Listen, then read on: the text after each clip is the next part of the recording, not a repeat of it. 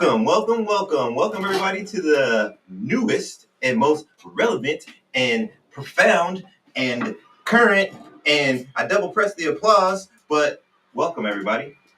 How's it going? How you doing? How you doing? Let's not waste any time because the time is now, apparently. Hey, Time are you is. Are you live on my page? Okay.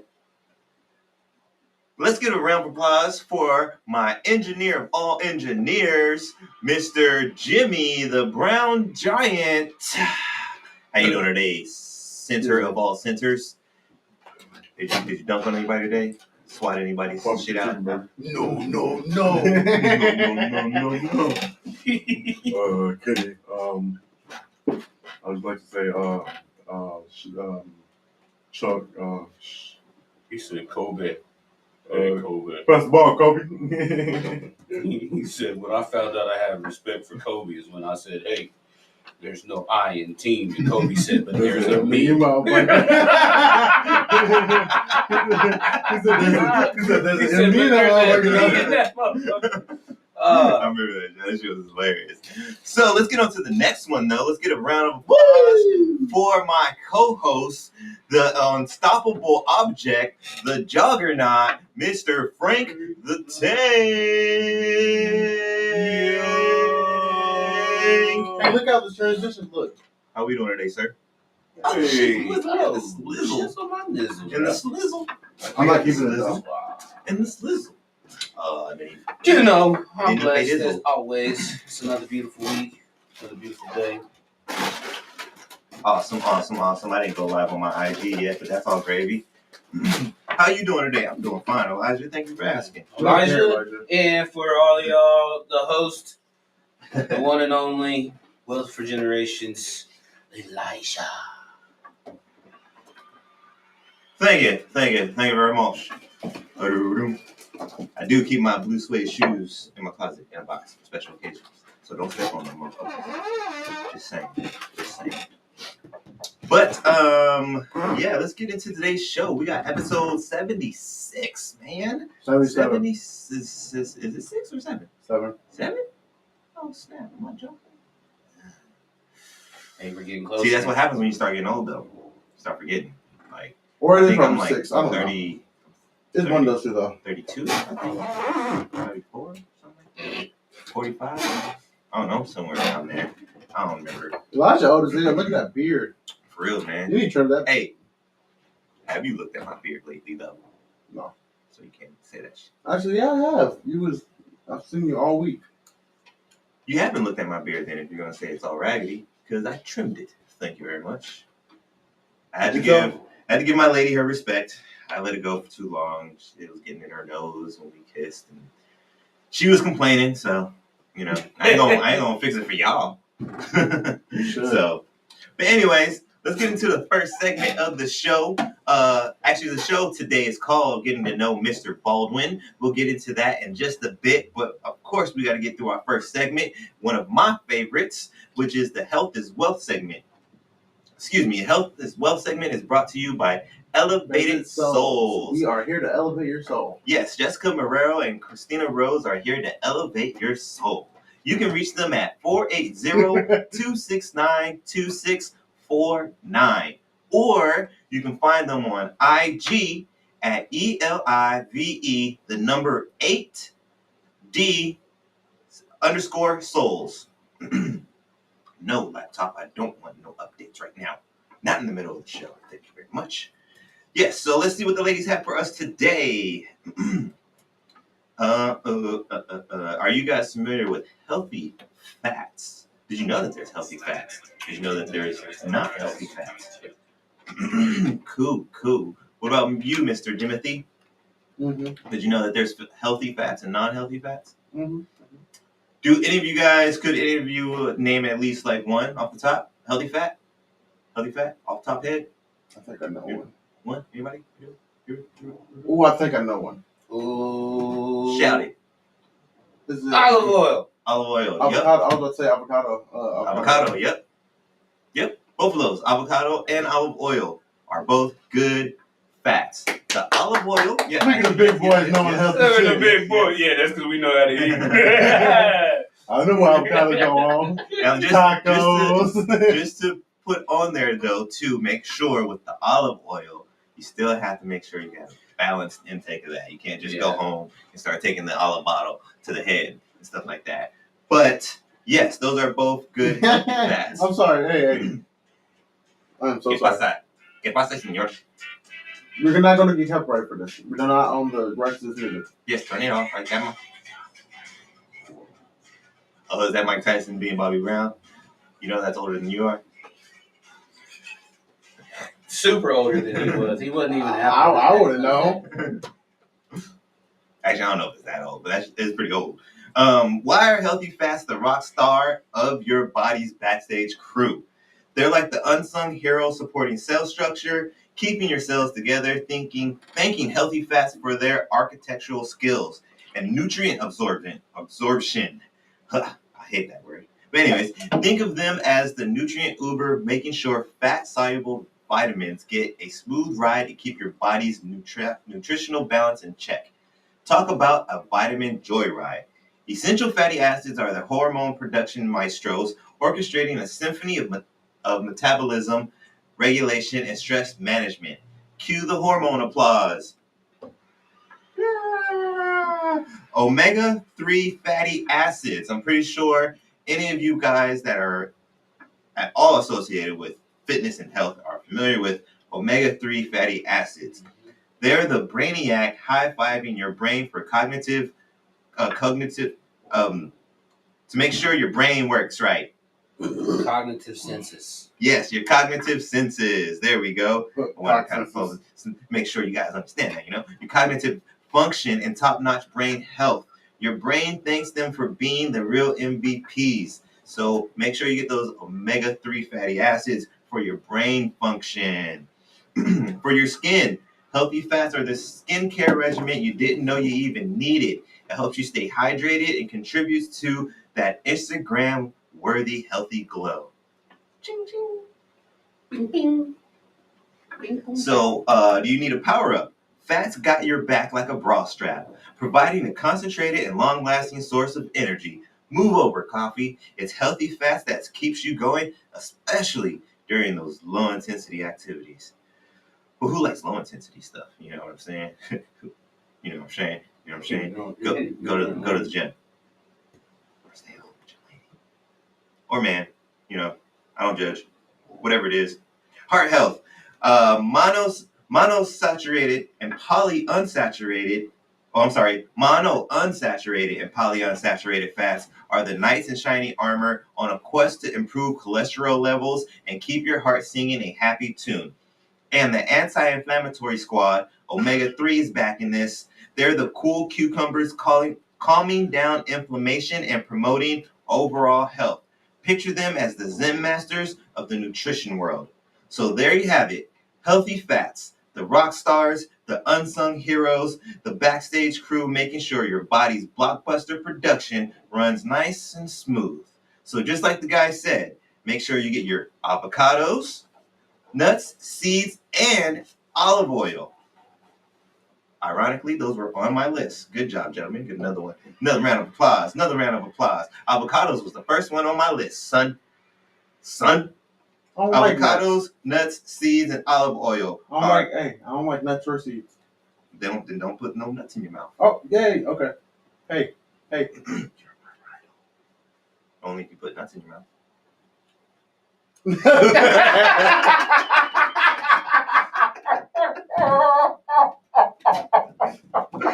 Oh man, we need more cameras, behind the scene cameras. Oh man, I should have put this live on mine and get Jimmy.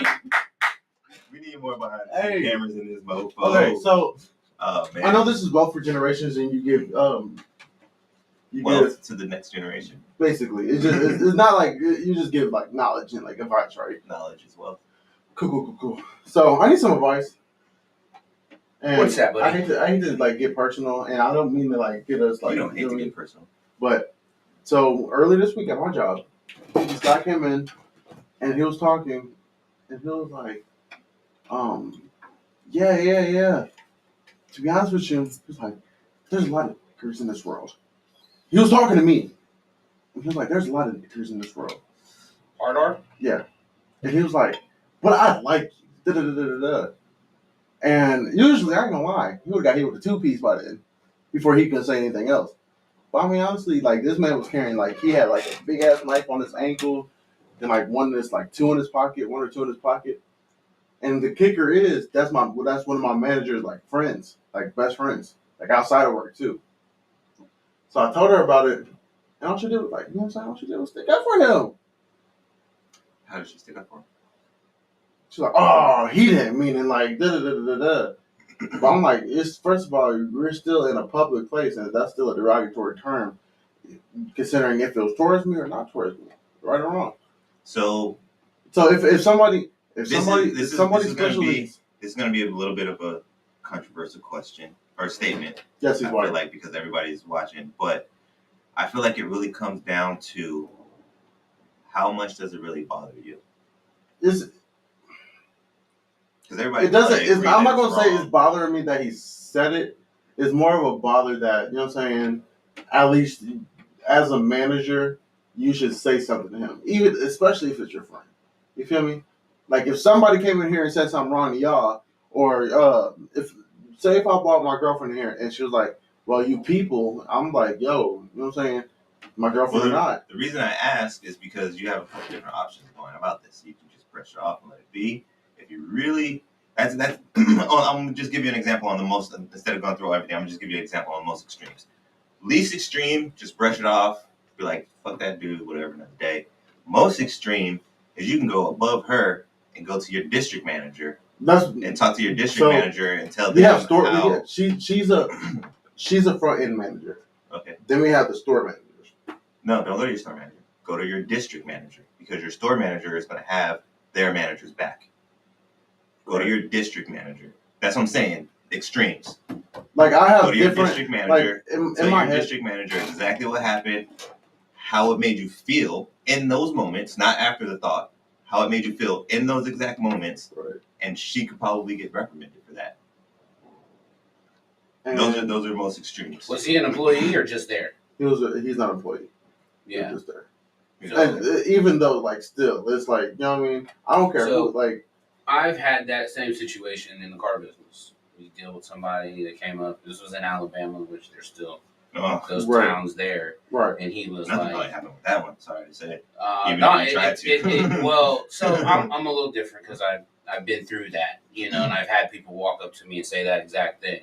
And he did the same way, and he was like, "Well, where we're from, like, we just don't." But he said the same thing. I like you. Ended up selling him and his family and other people from him like 6 cars. But the difference that I look at it is, you can look at racism in a couple ways. You have the ones that are closet that will be real super nice to you in your face and turn around and you have no idea. Right. But to me, I think it's easier to get through it if someone can walk up to you and be completely honest with you. And that's how that person was. He was like, in the world, I see this. And maybe that's all he's ever known. But the fact that he can say, you have changed the way I think about some of them, you in general, and I like you, you should take that more of like, okay, I've done something right to break through someone that is this way. Does that make sense? Yeah. So, like, you know, it's a lot easier to know that when he comes in, you can look at him and be like, all right, either I have a choice to walk by him or I can turn around because I know what he is. Right. You don't know that with every other person that comes by you. So it's easier to say, hey, I respect how you feel about us. You know, you do your thing, I do my thing.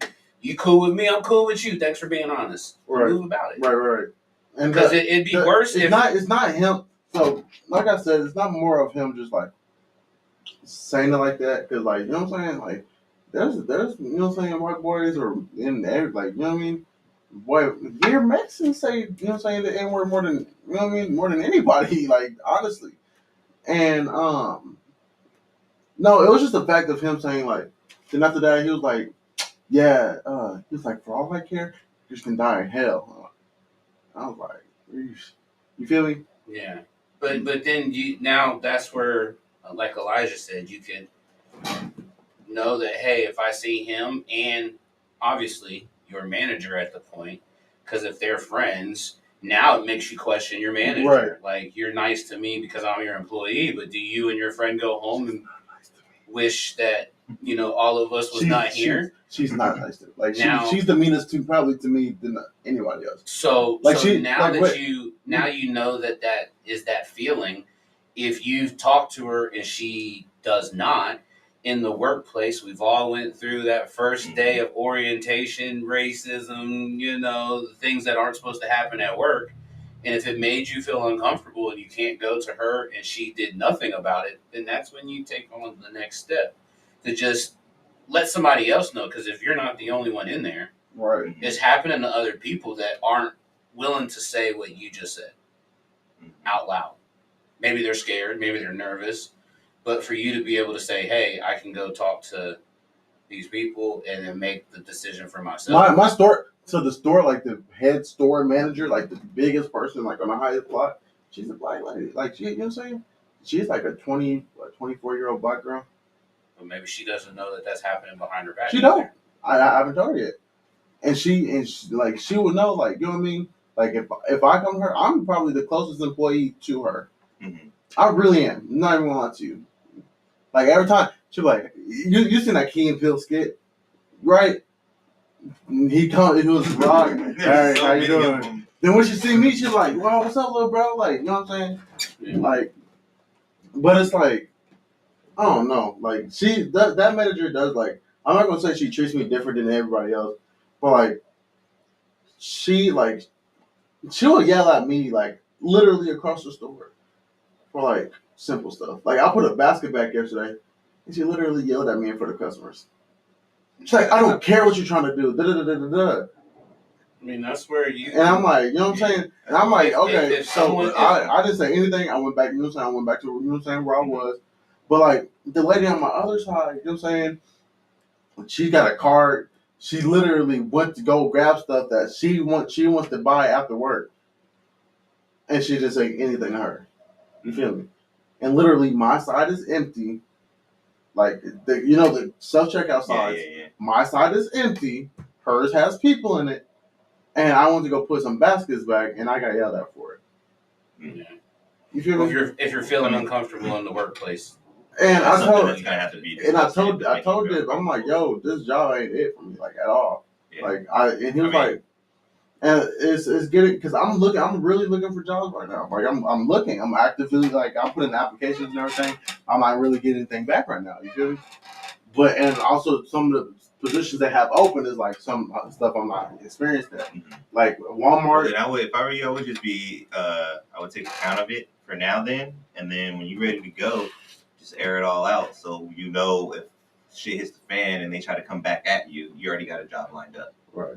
You know what I mean? You can that be like, all and, right, and peace out. you're You know not what I mean? only protecting yourself, you're protecting the next person. Yeah. Right. it. That's the only thing. If I don't, because I'm in between, like, damn, I really don't want to start, like, that's the main thing. Damn, I don't want to start drama type shit. You feel me? That I hate being that person. But at the same time, At the same time, you I might don't want that to happen to anybody else. Yeah. You feel me? And Like, actually, you know what I mean? that's a kind of great that you bring that up because we're gonna pull it back into the show. But the guy that I'm talking about today is he's an activist for equal rights and things of that nature. And it sucks that you're kind of going through this, and it doesn't necessarily break down to. I mean, actually, it does. It does kind of break down to equal rights within the workplace because, like you're saying, like you feel like you get treated differently because of certain situations. But we're gonna get into the next segment. The next segment is the wealthy wisdom, and we're going to be talking about Mr. Baldwin, who and just to reiterate, in case you missed last episode, I'm starting this early. We getting into Black History. I ain't sugarcoating it or nothing. We getting into Black History right now. February, I ain't waiting. Black History every day, right here, son, till this day. But anyways, ladies and gentlemen, gather around for a tale that's not just a brushstroke on canvas, but a masterpiece of passion, dedication, and breaking statistical barriers. Our artist extraordinaire, as many of you Phoenician fanatics may know Antoinette Colley. She took a journey fueled by fire inside of her soul, leading to the creation of something downright magical.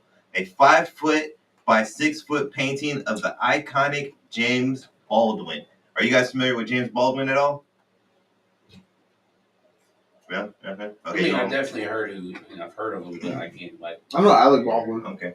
He said Alec Baldwin. We're gonna get a brief little history lesson today in Mr. James Baldwin, but let's talk about what Miss Antoinette Colley has done for our city and for Mr. James Baldwin.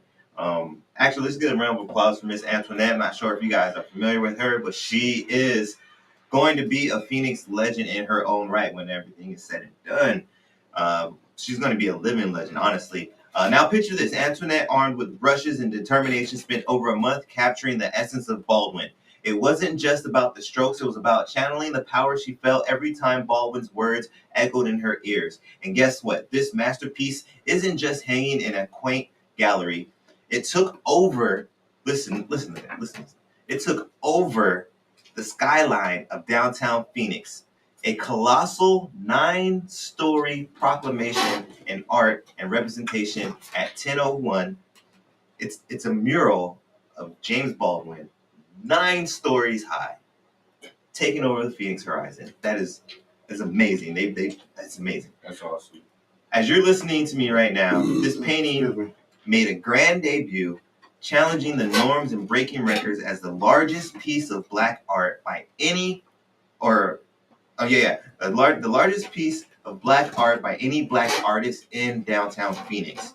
It's not just a painting, it's a revolution on canvas, a visual symphony that says, we're here, we matter, and our stories deserve to be shouted from the rooftops. But let's rewind a bit. Antoinette isn't just an artist, she's a vessel for a greater message. The tears she was holding back, that's the emotion of being part of a project that goes beyond paint and canvas. A collaboration with Jason Harvey that's not just about creating art, but about making a statement that echoes through the streets, alleys, and hearts of Phoenix. Antoinette's journey is a testament to defying statistics. Against the odds, she hopped on a plane to Paris, explored the roots of James Baldwin, and brought that inspiration back to Phoenix. It's a narrative that says, I write my own story. And through this colossal artwork, she's providing a roadmap for other young black artists to do the same. So, to my fellow art enthusiasts, imagine the impact of this painting, not just as a visual feast for your eyes, but as a beacon of change, empowerment, and representation. Antoinette's message is clear. Keep making noise, keep pushing boundaries, and most importantly, keep taking up space even when you weren't handed a seat at the table. And now, a heartfelt letter to the man who inspired it all. Dear Mr. Baldwin, Antoinette acknowledges that her artwork can't fully capture his essence, but it stands as a tribute to his light that forever guides the path of Black Americans. As she embarks on her own overseas journey, she carries Baldwin's words in her heart, hoping she's made him proud. So listeners, as you soak in the details of this awe-inspiring journey, remember the power of art, the courage to defy statistics, and the impact of a message that echoes through paint, passion, and 9 stories. 9 stories of unapologetic representation. Antoinette, you've not just painted a portrait, you've painted a chapter in the ongoing story of breaking barriers and making art that matters. Let's give one more round of applause for that enormous feat. I'm telling you, she's going to be a living legend. She has a 9-story mural of James Baldwin on, what was it? Avenue Street too. On 1001 building. And just so you guys do know, we're going to touch back on her, but she is back in town. I'm not sure if you know. She did go over to Germany. She did some studies and helped teach some stuff and everything like that. But now she is back at home, and we will revisit that in a moment. What were you going to say, Jimmy? Also, I have enormous feet. You have a Enormous feet. You do have enormous feet. Enormous, what do you wear? Size 26? 27. 27. I was close. So Frank, I know you're not super new to Phoenix, but are you familiar with Antoinette at all? I brought her up a few times before, but it was like early in the series. You weren't co-hosting yet. But she's one of my favorite local artists. But she's one of my favorite artists, period. Because I'm not really like super artsy. I'm not like going to go check out Mona Lisa and stuff like that. Oh, this prestigious art. Very well then. Nah, she's got cool art. She's an interesting person. We'll have to go check out some of her stuff sometime. Yeah. But let's get more into Mr. James Baldwin Part 2. So that's what Antoinette has done for him and his representation here in Phoenix. But, well, we had the potatoes from Miss Antoinette, but now it's time for the meat. As we dive into the dazzling world of James Baldwin, the literary wizard, the maestro of words, born on August 2nd, 1924. Buckle up. I hope you're ready for this ride. So, Did they call Alex Baldwin Froggy? Alex Baldwin? I mean, not Alex Baldwin, but James Baldwin. Wasn't his nickname Froggy? Because of his eyes or something, I think. I wouldn't be surprised. I didn't get that part. But as soon as you said it, I was like... Because he had, like, I remember... Because, like, now that I'm thinking about it, like, he did a lot of poetry and became a minister, I believe. And then, but, like, his nickname was Froggy because of distinctive eye placement or whatever. I mean, I wouldn't be surprised. Like I said, I could see it for sure. As soon as you said it, you didn't even have to finish the thought, and I was already like, yeah, I could see it for sure. He does kind of have like a little bit more of a gap, and they're kind of like a little more sunk in, almost like pulled out, I guess you could say. Yeah. Kind of how Frog's eyes are, yeah.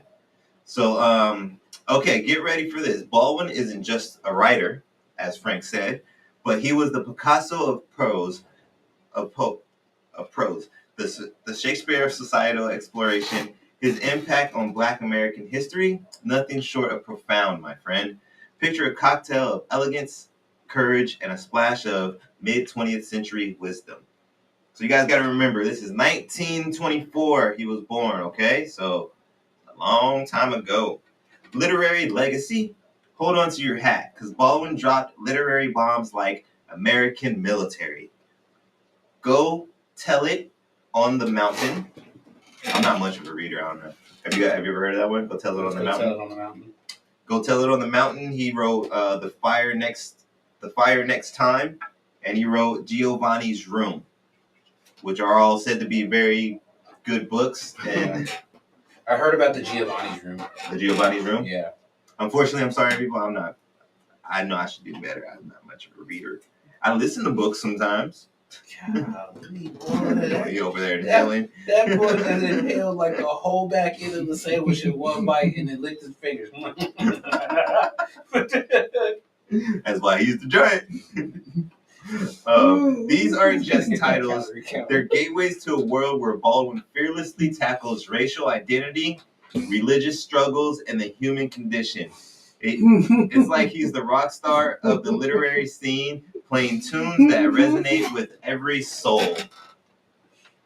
So just like Jimmy was saying in the workplace with the injustices and stuff, Baldwin focused on tackling issues like racial identity, religious struggles, and the human condition, which is somewhat similar to what Jimmy was kind of going through, the human condition. But Frank, check it. That's just the tip of the iceberg, because Baldwin didn't just write essays and books. He threw verbal grenades at systematic racism, segregation, and inequality. The Fire Next Time became essential reading, a battle cry against injustice.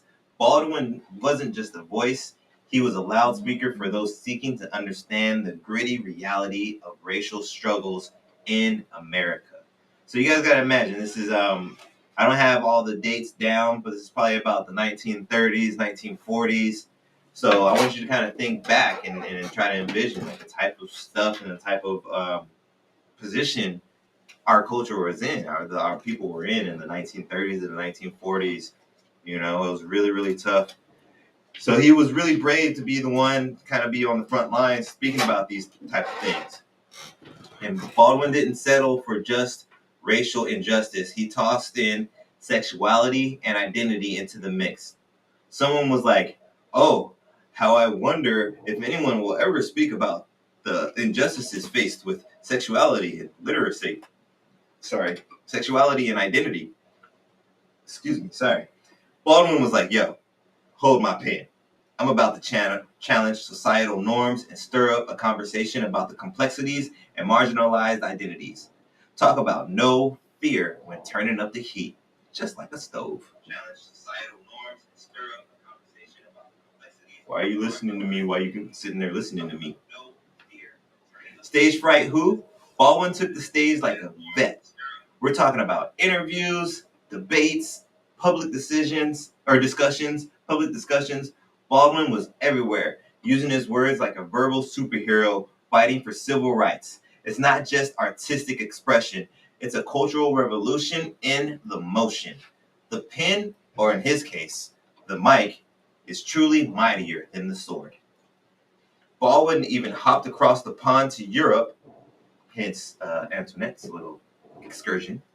But Baldwin even hopped across the pond to Europe, especially France, gaining the global perspective on American racial dynamics. His insight painted a universal canvas of racial struggles and the interconnectedness of social issues worldwide. So, to sum it up, why is James Baldwin so crucial to Black American history? Baldwin had this magical ability to articulate the nuances of the Black experience in America. He sparked conversation that still resonates today. His work is like a beacon for those seeking a deeper understanding of the ongoing fight for racial equality and justice. Baldwin's not just a writer, he's the captain of the conversation ship, navigating us through the seas of societal change. So, cheers to James Baldwin, the literary captain of change. So, any of that spark up any more memories as I went through that for you, Frank? Anything else was like, oh yeah, I remember that part. I remember Yeah. hearing about that little Brit. Oh, did this get cut off? And then I think James Baldwin, if I'm not mistaken, I think James Baldwin had the longest file in the FBI history of a Black man. Oh yeah, Yeah. for all the stuff that he was involved in. That's a feat. It's a scary feat. Like, yeah, that much Oh, information man. on me? Oh man.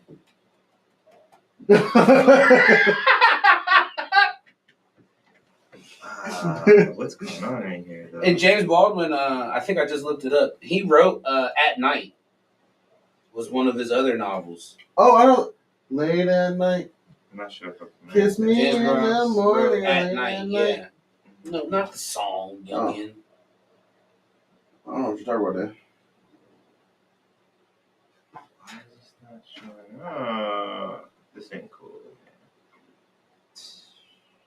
It says in the summer of 1938, James experienced a religious conversion and became preaching.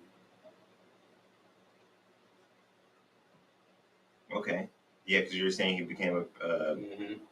minister. Or, And it was him. It says, as a child, Froggy. Baldwin was teased and called Froggy because of his prominent eyes. Later, he would become a style icon. And then also, James Baldwin, after being asked by Harper's Magazine, profiled King, Dr. Martin Luther King. Writer James Baldwin requested a meeting to raise the possibility of being allowed to follow you about for a day or two to convey some dim proclamations of what it is like to be in your position. And he added, I am one of the millions to be found. Pretty cool.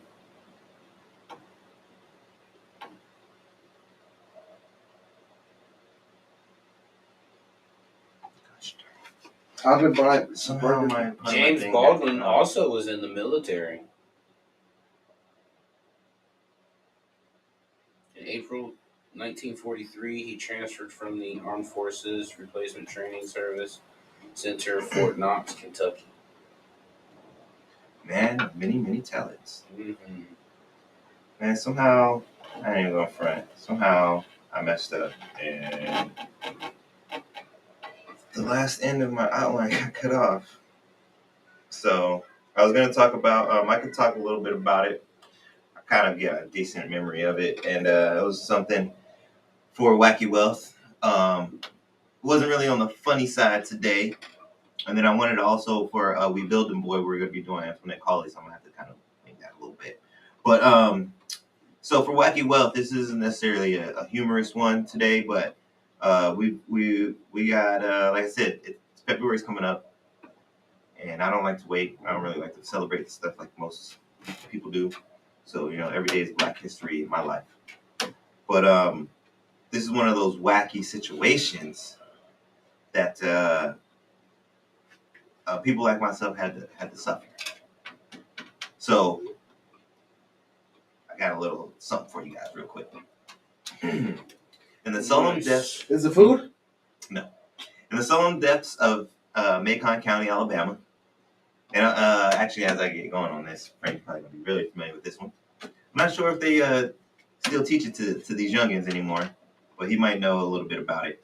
In the solemn depths of Macon County, Alabama, unfolds a tragic saga known as the Tuskegee Experiment.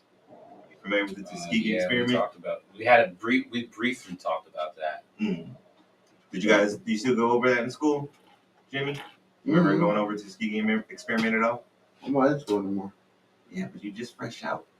I ain't fresh You out. know, Shit I did. think I got a whole year off. so. Because when we did talk about that previously, like I think when it comes to the generation of now, when they actually find out who the Tuskegee, it's not about the experiment.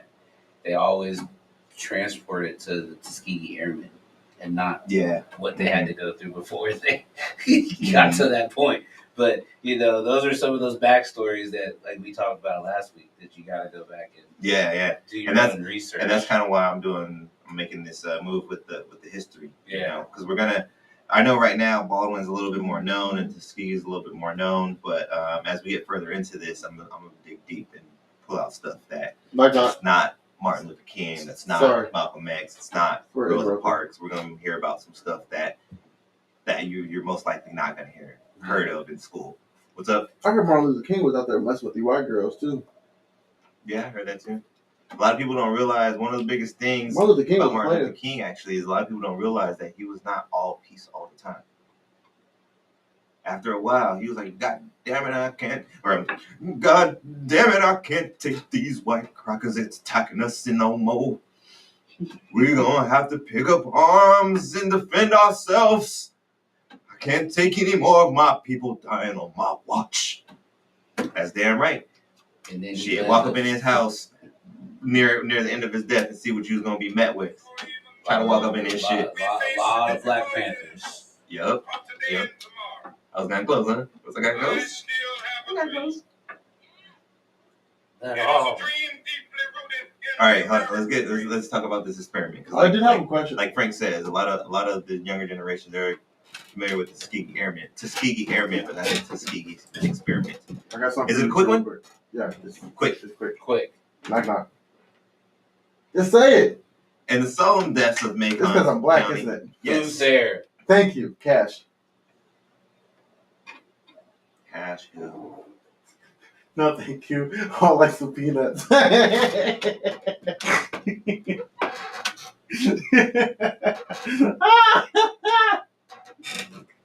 Macadamia nuts are bad.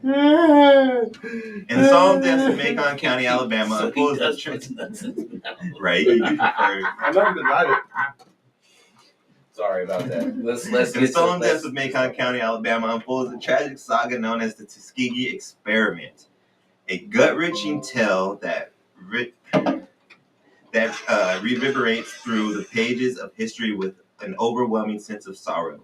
Picture this: 600 African American men, not merely as patients, but unwitting subjects of a chilling experiment. Instead of receiving the help they desperately needed, they were ensnarled in a merciless, in a merciless study that cast a sinister grip from 1932 to 1972. 1972. 40 years. There's people you know that were born in 1972. Just saying. You know that, right, Jimmy? You know that? There's people you know that were born in 1972. Not me.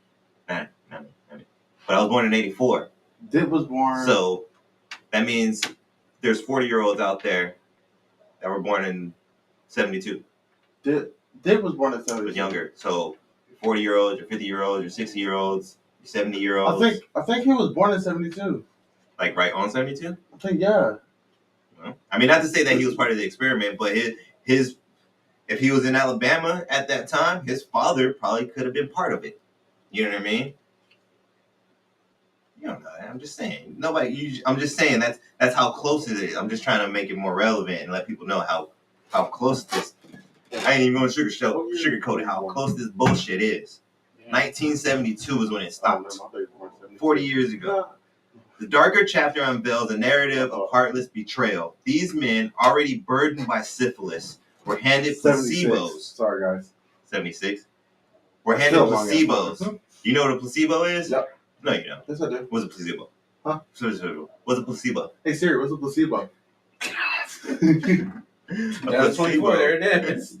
Hey, I know what it is. Hold on, Siri. What's a placebo? Placebo can roughly be defined as sham medical treatment. Common placebos include tablets. Basically, a placebo is when someone gives you a medicine and they say it's going to do something and it doesn't do anything at all. It's because they're. Hey Siri, what's a noose? A Because nuisance Elijah or will a keep cutting me noose? off. A nuisance or a noose? A noose. Okay. No. You don't want to bring that up right now while we talk about this. The dark chapter unveils a narrative of heartless betrayal. These men, already burdened by syphilis, were handed placebos and fed the poisonous lie that they had bad blood. A deceit that echoed through time, haunting their days and nights for 4 painful decades. 4 painful decades of this. Despite the presence of a cure, the elusive panacea penicillin, the public health service played puppeteer, orchestrating a grotesque dance of suffering. Physicians, armed with the power to heal, were coerced into withholding the remedy, forcing these men to witness the gradual erosion of their humanity. You hear that? Forcing these men to witness the gradual erosion of their humanity. As the years passed, the researchers stood as silent witnesses to the harrowing descent of these men into an abyss of despair, suffering from blindness, insanity, and severe health problems, clawed at them like malevolent specters, exacting a toll on their well-being. The walls of decency crumbled, and pleas for mercy fell on deaf ears. On deaf ears. The chilling climax of this tragic saga unfolded in 1972, when the world discovered the grotesque reality hidden in the shadows. The Tuskegee experiment, a grotesque symphony of suffering, was finally shut down, but the scars on the souls of those men endured, lingering as a haunting melody of anguish.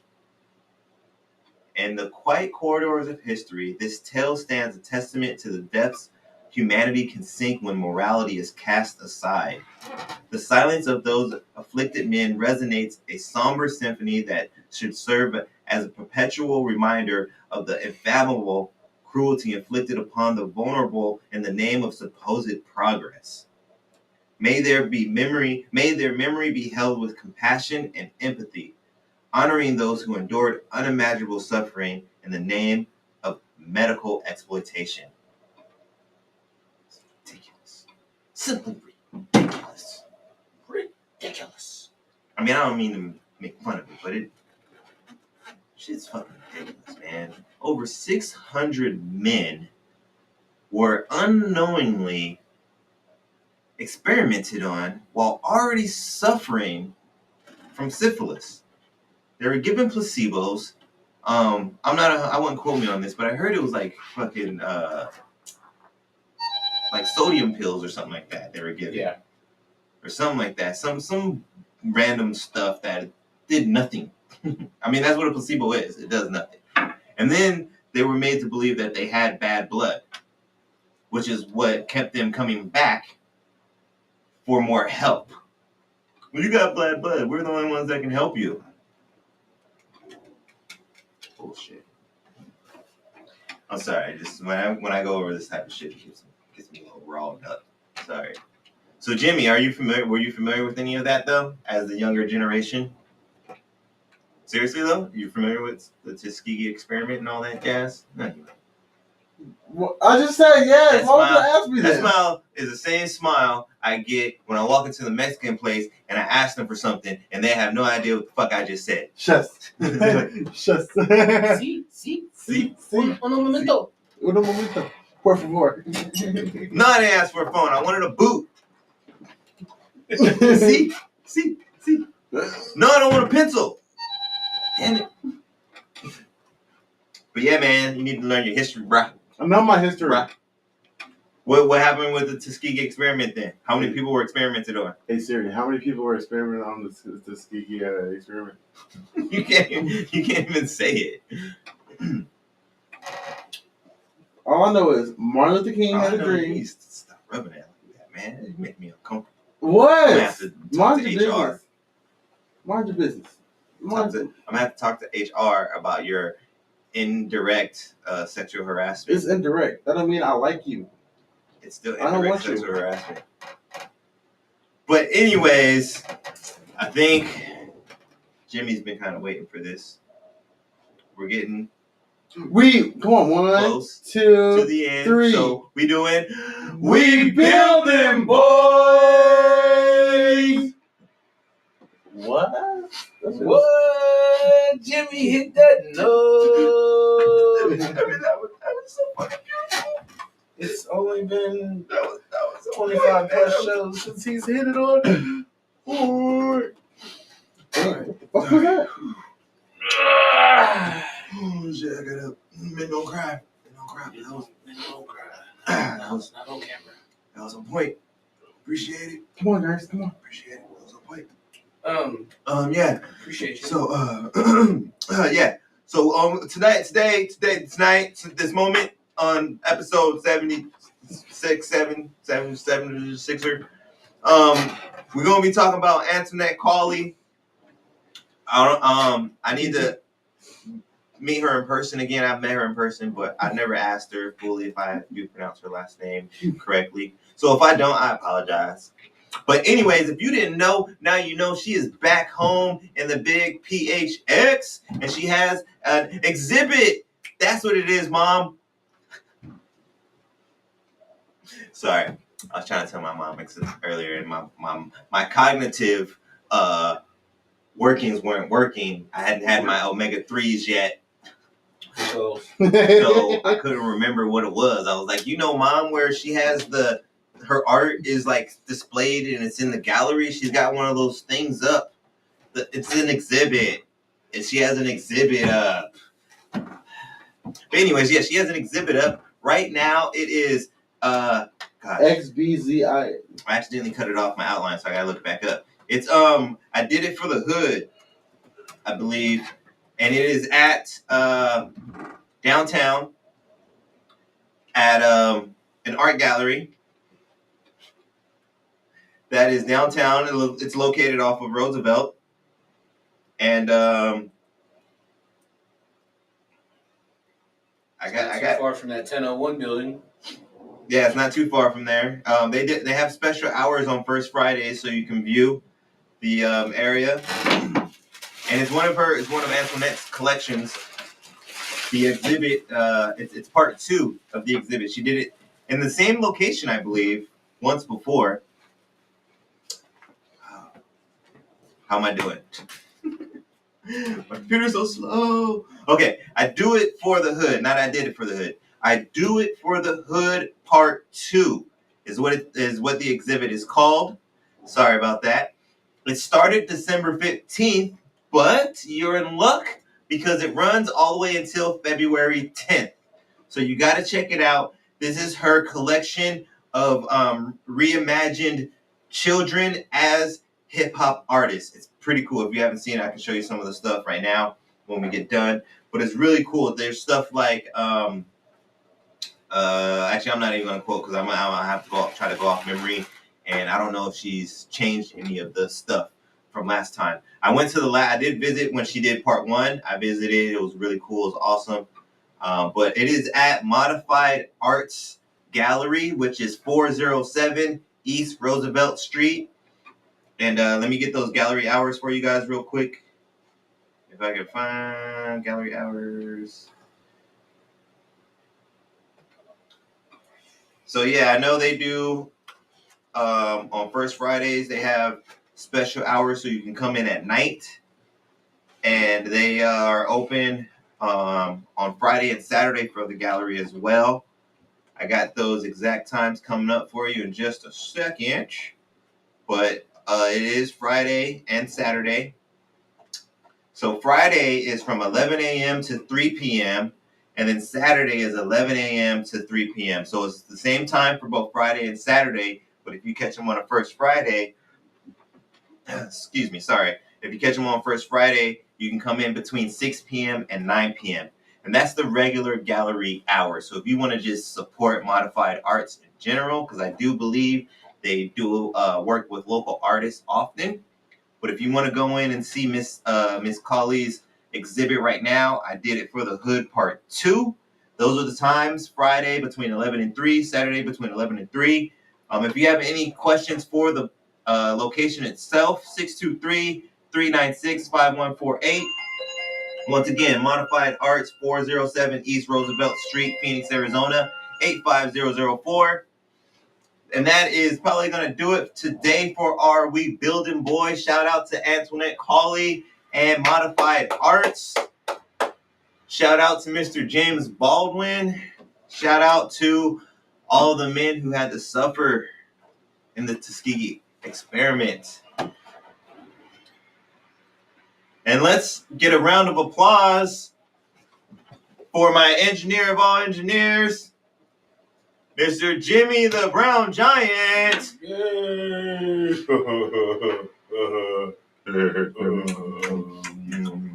I'm your Subway. Subway. Let's get another round of applause for my co-host, the unstoppable object, the juggernaut, Mr. Frank the Tank. Yeah! You know, I'm blessed. I'm always blessed. As Jimmy's in the background. Oh, bless. Yes. And that's our final one for you guys. Thank you for viewing, for staying true, for subscribing and all that jazz. But most importantly, thank you for being you. And come back again.